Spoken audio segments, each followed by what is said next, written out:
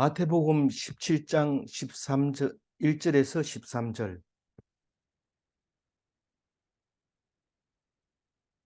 엿새 후에 예수께서 베드로와 야고보와 그 형제 요한을 데리시고 따로 높은 산에 올라가셨더니, 예, 엿새 후라고 하면 언제를 기준으로 말하느냐 하면은 어, 그 가이사라 빌립보에서 어, 베드로에게, 제자들에게 강제로 신앙 고백을 시킵니다. 교회에서는 강제로 하는 게 있느냐 이러지만 강제로 신앙 고백을 시킵니다. 네가 나를 누구라 하느냐. 그렇게 했을 때 베드로는 이미 다 알고 있었던 이야기를 고백하게 됩니다. 처음으로 고백하죠. 원래는 알고 있었지만 강제로 고백하라고 할 때 비로소 하는 거죠. 우리는 강제로 하면 나쁜 것처럼 보이지만 다른 거는 강제로 안 해도 신앙 고백만큼은 강제로 합니다. 그래서 우리가 묵상할 때 신앙 고백을 하면 묵상이 되지만 중간에 들어와서 신앙 고백 못한 사람은 사실은 무슨 말인지 잘 못 알아들어요. 처음에 어떻게 됐는데 이렇게 자꾸 얘기합니다. 그래서 신앙 고백을 딱 하면 이제 세례를 주게 되고 기독교인으로서의 활동이 시작되면서 어, 많이 헷갈리죠. 괜히 세례 받았다 이런 생각이 들 때도 있고, 또 정말 잘 받았다 이럴 때도 있고, 그런데 어쨌든 세례를 받고 나야 그게 신앙생활이 시작이 되는 것이죠. 그게 강제 신앙 고백을 시킨 이유가 거기 있습니다. 그래서 그 고백을 듣고 그리고 이제 내가 고난을 받고 동족에게서 고난을 받고 동족의 그동안 지도를 받고 자랐던 그 지도자들의 고난을 받고 십자가에서 죽고, 그리고 죽은 지 3일 만에 다시 살아나야 된다. 살아나야 하리라. 나야 하리라. 우연히 살아난 게 아니라 살아나야 된다. 죽어야 되고 3일 뒤에 살아나야 된다라고 얘기하시는 것을 말할 때 강력하고 힘이 넘치죠. 그러고 나서 6일 동안 있다가 헬몬산으로 올라갑니다. 뒤에 헬몬산. 물론 여기를 가볼산이라고 주장하는 사람이 있어요. 왜냐하면 헬몬산은 너무 멀다 이런데 엿새 동안이면 충분합니다. 그리고 어, 그 시간적으로나 보나 여러 가지로 보면 헬몬산이 맞을 걸로 생각이 됩니다. 왜냐하면 가이사라 빌립보가 분명히 그쪽 방향에 있고 또 배를 타고 건너가는 것도 그쪽 방향이니까요. 그래서 다볼산은 갈릴리 이 남쪽 방향에 있는 겁니다. 왜 자꾸 그 그쪽 북쪽 산을 싫어할까요? 가까이 있는 곳에서 성지를 만들어 놓으면 사람들이 많이 가서 보게 되면 괜찮잖아요. 신의 산도 그렇게 만들어져 버렸지만, 그러나 그게 옳고 그름을 따져서 될 일이 아닙니다. 어떤 사람은 또 그게 그 말을 들었다고 눈에 불을 켜고 또 그 밝히려고 하는데 그거는 그런 게 아닙니다. 하나님께서 다 그 이유가 있어서 하시는 말씀이니까 귀담아 듣고 우리가 가지고 하나님께서 주시는 말씀을 나름대로 내가 가지고 있어야지, 나는 제대로 안 가지고 있으면서 니는 어떻게 생각하냐, 나는 이쪽에 투표할래 이러고 다수결로 하자, 이런 것은 기독교에 맞지 않습니다. 그래서 그 오늘 제목은 전체적으로 보면 한 가지로 말한다면 세 사람에게 보이는 환상 이겁니다. 세 사람에게 환상으로 보여줍니다. 세 사람에게 무엇을 보여줍니까? 두 사람이 더 들어가 가지고 세 사람을 보게 되는데 세 사람이 세 사람을 보게 되는 장면이 오늘 이야기입니다. 그게 뭔 의미가 있느냐? 그걸 보고 하나님의 아들인 줄 알았다 하는 겁니다. 무슨 환상을 보고 알아보느냐. 그냥 직접 보고 하나님 아들 맞네 이러면서 결정을 하는 게 멋있지. 환상을 보고 그랬다 그러면 미쳤다 그러지 않느냐. 도대체 음, 그 말을 누가 믿겠느냐. 환상은 니밖에 모르잖냐. 니밖에 모르는 거예요. 그 세 사람밖에 모릅니다. 사실 이 환상을 보는 것은. 그런데 여러 군데 이 말을 하게 됐죠. 베드로도 베드로서에다 얘기하고 사도 바울은 또 얘기하고 또 스데반 집사도 설교할 때 얘기하고 그렇게 하면서 하나님 아들 맞다. 뭘로 부르냐? 환상을 보고 그랬다. 환상을 보고 하나님 아들이라고 하는 건 난 좀 믿을 수 없다. 할 수 없습니다. 우리는 그거는 뭐 그건 할 수 없습니다. 왜냐하면 우리는 환상이라는 그 단어를 신뢰를 하지 않는데 하나님은 우리에게 메시지를 줄 때 환상 말고는 줄 수 있는 방법이 없습니다. 그러면 그 저기 지리산에서 온 그 선녀 그 점치는 여자하고 비슷합니까? 그 사람은 그 사람밖에 몰라요. 근데 우리는 세 사람도 알지만은 세 사람 말고 우리가 다 알고 있잖아요.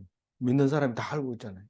이게 다른 거예요. 비슷한 것처럼 보이지만 그렇다고 해가지고 그 사람들을 부정하면은 안 됩니다. 왜냐하면 우리는 어차피 그 바닥에서 그걸 기준으로 만들어진 기독교, 그리스도교 그리고 예수님이 그걸 통해서 그리스도인이 탄생하고 있는 거기 때문에 그 옆에 가지 마라. 옆에 가지 마라. 어떤 사람은 심지어는 절 앞에 가지 마라 그래. 절 앞에.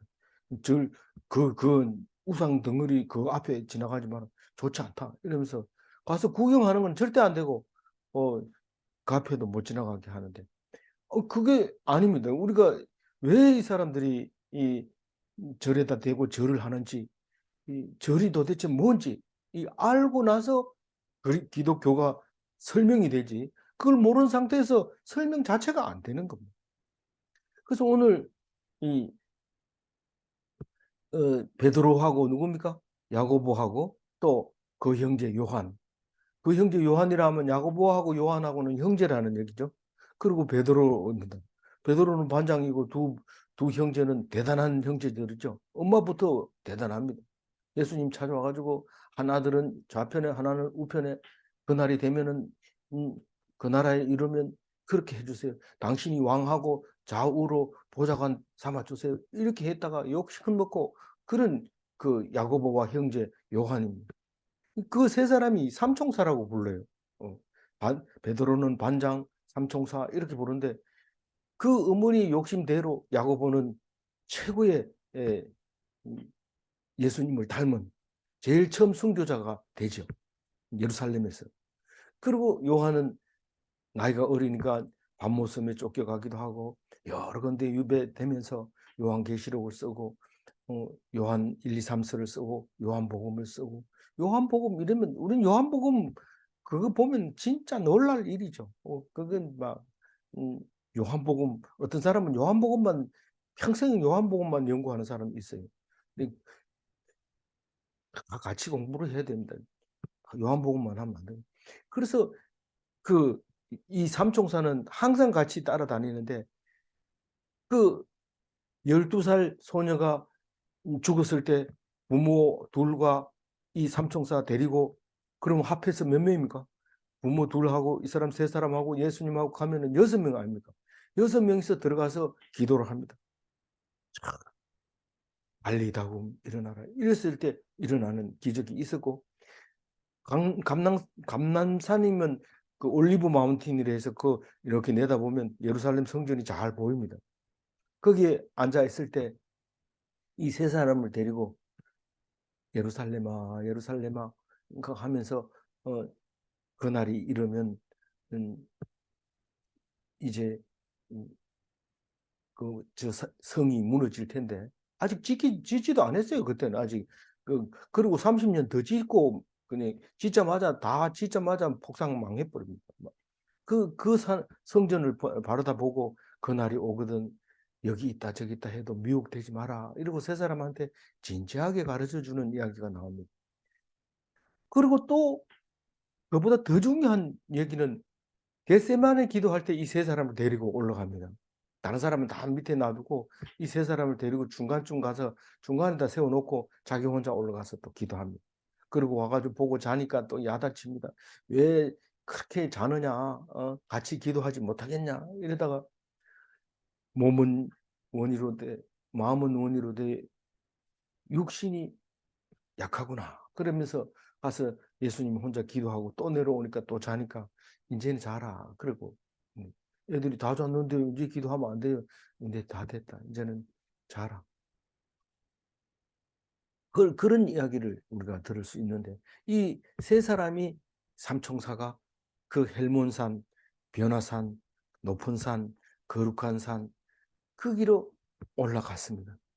거기서 이제 보여줍니다. 내가 하나님의 아들이라는 것을 보여줍니다. 그 내가 보여주는 게 아니라 하나님이 보여주는 건데 그걸 보고 깨닫게 되는 이야기입니다. 2절 읽어볼까요? 그들 앞에서 변형되사 그 얼굴이 해같이 빛나며 옷이 빛과 같이 휘어졌더라. 예수님이 나타납니다. 예수님이 오시면 예수님 지금 계시잖아요. 계시지만은 하나님의 아들로서 하실 때는 항상 이런 모습이었던 것이죠. 그래서 그들 앞에 변형대사 할 때 그들이 누굽니까? 삼총사 말하는 겁니다. 삼총사. 그들 앞에서 변형이 됐다는 게 아니라 빛을 발하게 되는 거죠. 얼굴이 어떻게 됐어요? 해, 누구의 얼굴이? 예수님의 얼굴이. 뭐 같이? 해같이. 해같이 뭐 어때요? 뜨겁습니까? 아니요. 빛이 나는 거죠. 밝은 빛이 나는. 그리고 옷이 빛과 같이 휘어졌더라. 옷이 빛과 같이 휘어졌더라. 이 말은 그것을 볼 수 있다는 겁니까? 볼 수 없다는 겁니까? 못 봅니다. 빛을 볼 수 없습니다. 그러니까 옷이 아니라 그냥 빛인 거죠. 온 빛으로 그냥 덩어리로 해같이 빛나고 옷이 빛나고 그런 상황으로 보여졌더라는 거죠. 그러니까 뭐 분별을 못하죠. 어떻게 된지. 그런데 어떤 일이 있을까요? 3절 읽어봅니다. 예수와 더불어 말하는 것이 그들에게 보이거늘 모세와 엘리야가 예수와 이 세 선지자가 눈에 보이는 거예요. 모세, 엘리야, 예수. 아직은 예수가 얼마나 큰 사람인지 모릅니다. 모세와 엘리야는 확실하게 큰 선지자인데 그분들이 예수님하고 이야기하는 예수 모세 안 죽었어요. 엘리야도 죽었는데 그렇지만은 예수님을 보면 그분들은 살아있는 겁니다. 그분들은 죽은 것이 아닙니다. 언제든지 예수님하고 대화할 수 있고 대화거리가 충분합니다. 뭐 무슨 대화를 했을까요? 모세는 내 같은 사람이 앞으로 하나 올 거다. 이렇게 얘기했기 때문에 모세하고 예수하고 만나면 딱 그 생각이 떠오르는 거죠. 그래서 사도행전에도 그 얘기합니다. 나와 같은 사람을 보내겠다. 그 모세가 예수님이다. 이렇게 얘기를 하고요. 엘리야는 원래 예수님이 오기 전에 와야 되는데 지금 우리가 안 보였는데 변화산에서 딱 그게 보이면서 엘리야가 왔구나 하는 것을 말해주고 있는 거죠. 4절 읽어볼까요? 베드로가 예수께 여쭈어 이르되 주여 우리가 여기 있는 것이 좋사오니 만일 주께서 원하시면 내가 여기서 주막셋을 짓되 하나는 주님을 위하여 하나는 모세를 위하여 하나는 엘리야를 위하여 하리이다. 우리는 그, 조, 그, 저기, 모세를 생각하면 어때요? 모세, 그런 지도자 한번 만나봤으면 좋겠다. 엘리야, 그런 지도자가 지금 있었으면 좋겠다. 이런데 예수님 가지고는 성이 안 차는 거예요. 뭔가가 있을 것 같은데, 현재는 잘 못 보니까요. 자꾸 옛날 얘기를 하고 있습니다. 그런데 예수님이 모세와 엘리야와 얘기하고 있는 것을 딱 보면서 갑자기 너무 좋은 거예요, 기분이. 그래서 만 여기 살고 싶은 거예요, 영원히. 그러니까 내가 집을 지을게 아주 갈 생각하지 맙시다. 이 얘기입니다. 내가 집을 3개 지을게. 우리 삽시다. 뭐 남자들끼리 뭐 이게 6명이 한꺼번에 살 수는 없고 아예 따로따로 해가지고 우리가 이 집에도 가고 저 집에도 가고 이렇게 해서 새 집을 지으면 어떨까요? 문패 따로따로 달고 이러면 자기 베드로는 막 귀하집을 몇 개씩 짓는 거죠. 여기는 문패를 엘리야, 여기는 모세, 이거는 예수 이래가지고 자기가 알고 있는 지식대로 문패를 달아가지고 예수를 위하여 오신 엘리야, 예수의 모형으로 오신 모세 이래가지고 그까지 달아가지고 문 앞에다 탁 붙여놓으면 멋있겠다. 너무 좋아가지고 얘기를 하는데 누가 보면은요 자기가 뭔 말을 할지 모른다고 얘기해놨어요. 베드로가 자기가 했는 말이 뭔 말인지 모르고 얘기했다 이런데 아니 환상을 보고 뭔 얘기를 알고 했겠어요. 뭐 어떤 데 우리가 꿈을 꾸다 보면 내가 뭔 얘기를 했는데 이러면서 꿈 얘기를 하다 말고 멋쩍어서 뭐 웃는 경우도 있고 뭐 그러잖아요. 그게 지금 베드로가 지금 그 예수님 앞에서 했는 소리가 얘기를 하고 있는 거죠. 이게 지금 이 쓰는 성경이 누가 쓴 거예요? 마태가 쓴 거예요. 이건 듣고 쓴 거예요. 자기가 6명밖에 못 봤는데 이 이야기를 듣고 이런 일이 있었다고 기록하고 있는 거예요. 그러니 우리는 이렇게밖에 기록할 수 없는 거죠. 그 5절 읽어볼까요? 말할 때 호련히 빛난 구름이 그들을 덮으며 구름 속에서 소리가 나서 이르시되 이는 내 사랑하는 아들이요 내 기뻐하는 자니 너희는 그의 말을 들으라 하시는. 이 5절 말씀 속에서는 너희는 그의 말을 들으라 이게 제일 중요한 말이죠. 그런데 그 호련히 이건 뭡니까? 갑자기가 호련히로 우리는 잘 안 쓰는 말인데 호련히 빛난 구름이 그들을 덮으며 구름이 그들을 덮으며 그들이 누굽니까? 삼총사도 있지만 새 선지자의 모습 빛나는 그 모습 이것도 그 빛난 구름이 와서 덮으니까 뭐 덮었는지 원래 그런 건지 그건 잘 구분을 못 하겠죠. 전부 빛난 구름, 빛난 옷, 빛난 모습 이렇게 있기 때문에 그냥 뭐 눈이 어두운 사람은 그냥 환하기만 하지 아무것도 구별이 안 되죠. 그런데 어떻게 예수인지 모세인지 엘리야인지 아느냐? 그건 환상이니까 분명히 하늘인데 땅이고 땅인데 하늘이고 환상을 보면 그렇습니다. 이게 지금 그런 상황인데 여기서 구름을 덮으며 이렇게 할 때는 이 세기나의 구름을 말합니다. 하나님의 임재하심을 말하고 싶은 거죠. 갑자기 하나님이 나타나서 구름 속에서 소리가 난다. 소리가 하나님의 음성을 말하는 거죠. 이게 3장 17절에도 똑같은 말을 합니다. 이는 내 사랑하는 아들이요 내 기뻐하는 자라. 언제 그랬을까요? 3장 17절은 세례 받고 물에서 올라올 때 하늘에서 그런 음성이 들었는데 누가 들었다고 했어요? 예수님이 들었어요. 그 소리를. 음, 내 사랑하는 아들이요 내 기뻐하는 자다. 그러면서 너희는 그의 말을 들으라. 너희는 삼총사를 보고 얘기하겠죠. 그리고 뭐 모세와 엘리야에게도 들렸을 수도 있어요. 그러나 어쨌든 그 모세의 말도 들어야 되고 엘리야의 말도 들어야 되고 예수님의 말도 들어야 돼요. 그런 의미에서 보면 그들의 말을 들으라 이래야 되는데 사랑하는 아들이요 내 기뻐하는 자라 이런 예수님이 분명한 거예요. 예수님 보고 하는 거구나. 말 안 해도 손가락질 안 해도 이 세 사람은 예수님 보고 하는 소리라는 걸 알고 됩니다. 오래전에 신명기에 신명기 누가 썼어요? 모세가 썼잖아요. 모세가 뭐라고 썼어요? 한번 18장 15절 읽어봅니다. 내 하나님 여호와께서 너희 가운데 네 형제 중에서 너를 위하여 나와 같은 선지자 하나를 일으키시리니 너희는 그의 말을 들을지니라. 이게 지금 똑같은 신명기 말을 5절에서 하고 있습니다. 환상 속에서 성경 공부했던 게 그대로 머릿속에 나오는 거예요. 이게 그 말이구나. 예수님이 바로 이 모세와 같은 분으로 오셨는데 우리는 그 말을 들어야 되는구나. 그분이 어떤 말을 하든지 우리는 그것을 하나님의 음성으로 들어야 되겠구나. 하나님이 지금 대리로 보내셨구나. 아들로 보냈죠. 결국은 예수님입니다. 성, 성질로 보면 똑같아요. 하나님이나 예수님이나 똑같아요. 그러니까 일체죠, 일체.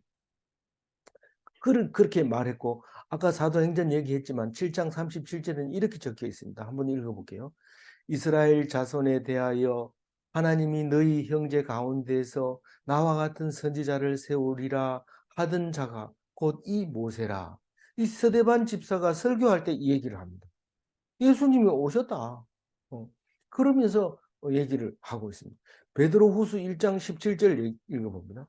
지극히 큰 영광 중에서 이러한 소리가 그에게 나기를 이는 내 사랑하는 아들이요 내 기뻐하는 자라 하실 때에 그가 하나님 아버지께 존귀와 영광을 받으셨느니라.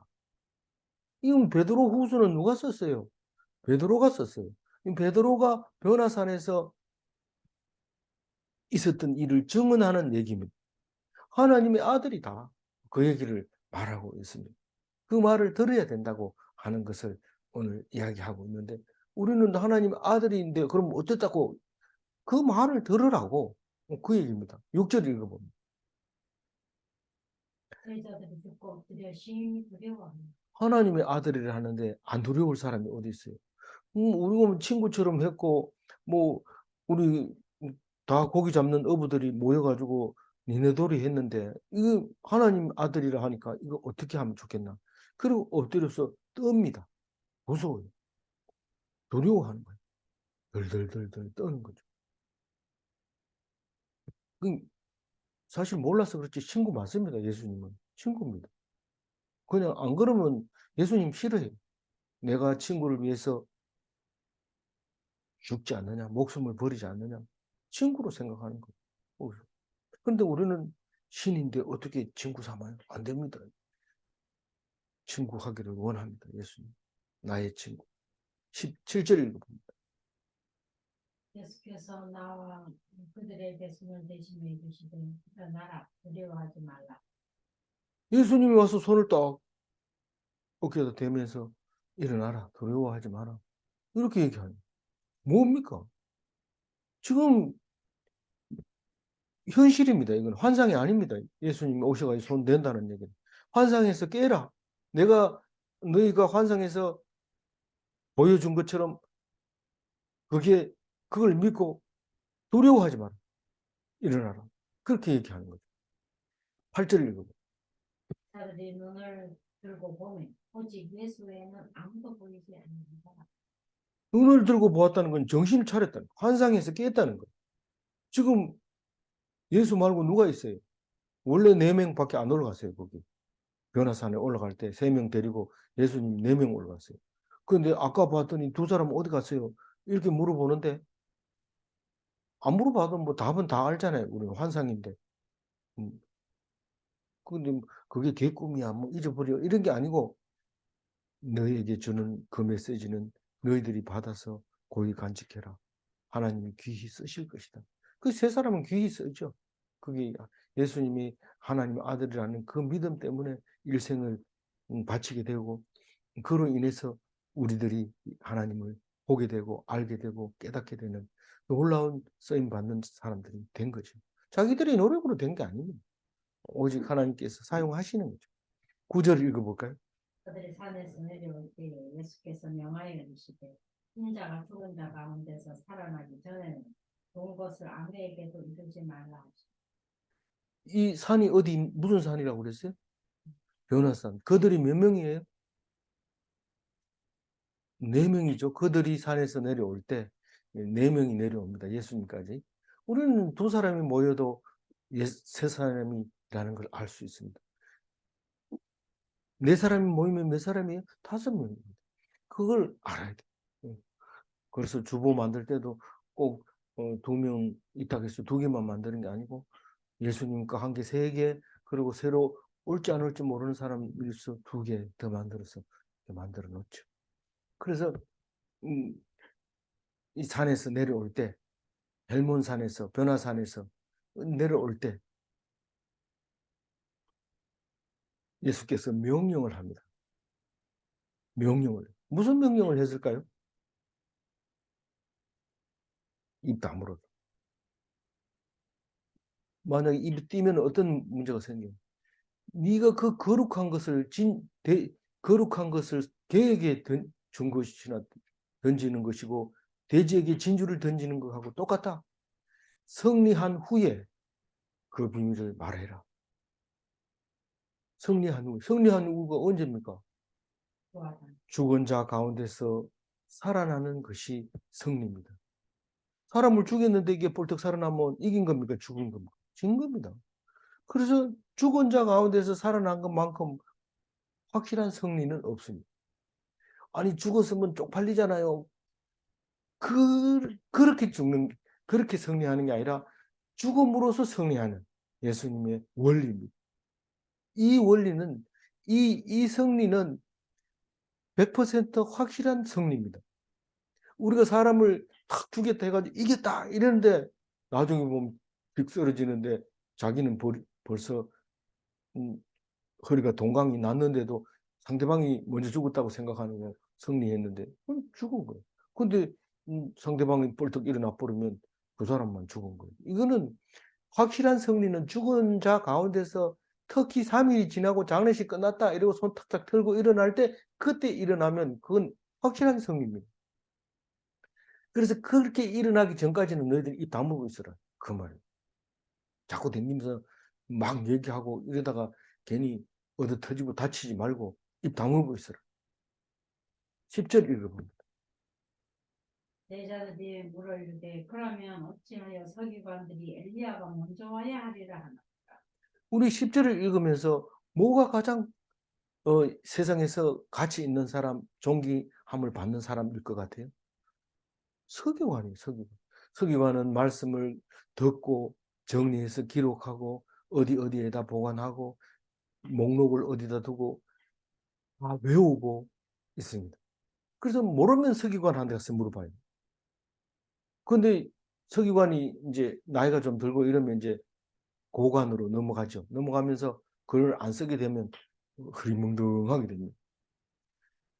그렇게 설교 잘하는 사람도 70이 되면 은퇴를 하면 그다음에 물으면 다른 노인하고 똑같이 눈이 멍청해가지고 이래가지고 희죽희죽 웃는데 알아보는 건지 못 알아보는 건지 이렇게 되는 거거든요. 그 서기관은 지금 다 이거 알고 있는 이 상황에서 엘리야가 누굽니까? 구세주가 오기 전에 미리 선포하는 그런 엘리야가 먼저 오기 때문에 우리가 다 안다. 그러니까 걱정하지 말고 우리는 엘리야만 왔는 거 신경 써서 더럽대. 서기관들이 이렇게 얘기해요. 이 서기관이 예수 믿으면 얼마나 좋을까요? 큰 것과 새 것을 꺼내가지고 종들에게 풍성하게 먹이는 그런 서기관인데 어쨌든 서기관이 엘리야가 먼저 와야 하던데 지금 예수님이 지금 와버렸잖아요. 그러면 엘리야는 올 필요도 없네. 안 온 겁니까? 어떻게 된 겁니까? 이렇게 물어보는 건데 성경은 이렇게 깨끗하게 정리해 놓은 겁니다. 와야 하리까? 와야 하리라 하나이까? 왜 그렇게 와야 된다고 합니까? 지금 왔는데 모르고 있으니까 그러는 건데 그렇게 물으니까 11절에 뭐라고 합니까? 예수께서 대답하여 이르시되 엘리야가 과연 먼저 와서 모든 일을 회복하리라. 엘리야가 와야 됩니까? 오지 않았는데도 메시아가 왔단 말입니까? 이렇게 얘기를 할 때 와야 된다. 와야 회복하게 된다. 그 얘기를 합니다. 그러니까 11절 하고 난 다음에 시간이 좀 걸려야 돼요. 12절 읽으려면. 어, 와야 된다는데 그러면 앞으로 엘리야를 먼저 기다려야 되나? 이렇게 생각하고 어, 있는데 예수님이 왔다는 거예요. 왔다는 거예요. 예, 엘리야가 와야 회개를 하고 그 이제 맞을 구세주를 맞이할 준비를 하고 그의 길을 예비하고 그래야 엘리야가 와야 그렇게 해야 메시아가 올 텐데 아니 안 왔는데 이랬는데 왔다는 거예요. 예수님 12절 읽어볼까요? 내가 너희에게 말하노니 엘리야가 이미 왔으되 이가 사람들이 알지 못하고 이무리로 되어 인자도 이와 같이 곧 그들에게 고난을 받으리라 하시니. 이 엘리야가 이미 왔는데 누구였어요? 세례 요한이요. 그 이미 왔어요. 근데 사람들이 알지 못해요. 아는 사람이 거의 없어요. 자, 본인도 몰라가지고 당신이 기다린 사람 그 사람 맞습니까? 이렇게 얘기하는 거예요. 엘리야의 사명은 다 했지만 그게 메시아인지 그거를 몰랐던 거죠.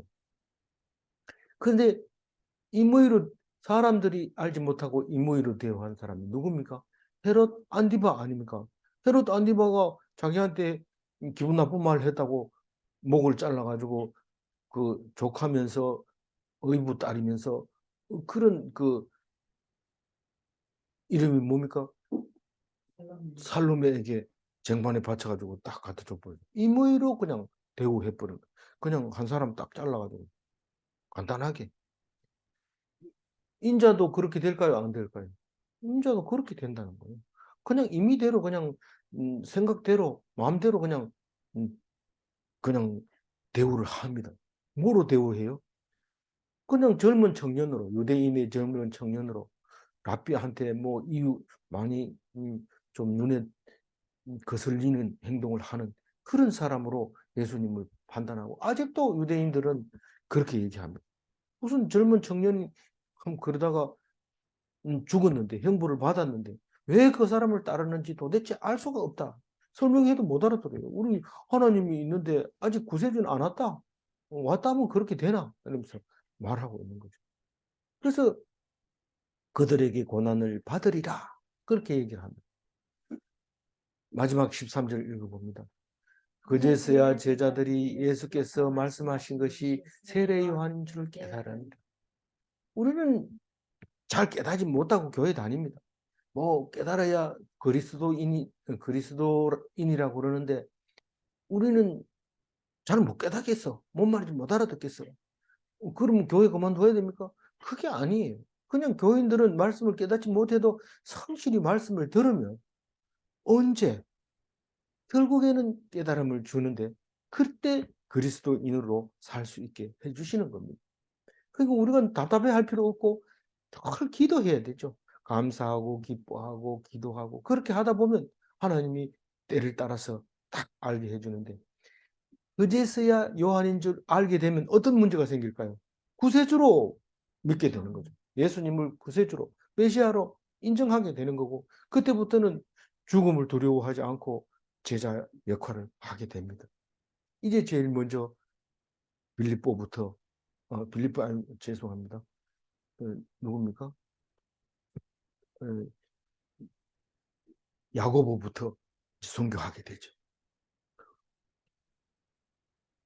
오늘 13절 다시 한번 읽어볼게요. 그제서야 제자들이 예수께서 말씀하신 것이 세례 요한인 줄 깨달으니라. 이 문제 내면은요. 그리스도인은 말씀을 깨닫고 은혜로 사는 자인가?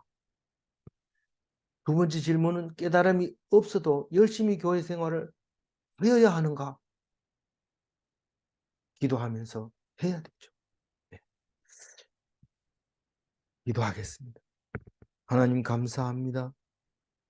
우리에게 환상으로 특별히 세 사람에게 세 사람의 선지자를 보내주면서 보내주겠다고 하는 모세를 보내주시고 모세가 왔다고 하는 엘리야를 보내주셔서 예수님이 하나님의 아들로 우리를 위하여 십자가에 죽으시고 3일 만에 다시 살아나서 모든 원수를 다 이기고 마지막 원수까지 이기신 예수님을 생각하면서 오늘 또 승리하게 하여 주시니 감사합니다. 혹시 마음이 더디어서 둔해서 말씀을 깨닫지 못한다 할지라도 언젠가는 하나님께서 그제서야 깨닫게 해주신다. 그 말을 할 수 있는 우리들에게 다 될 수 있도록 우리들을 인도하여 주시고 이끌어 주옵소서. 감사하고 우리 주 예수 그리스도 이름으로 기도 올리옵나이다. 아멘.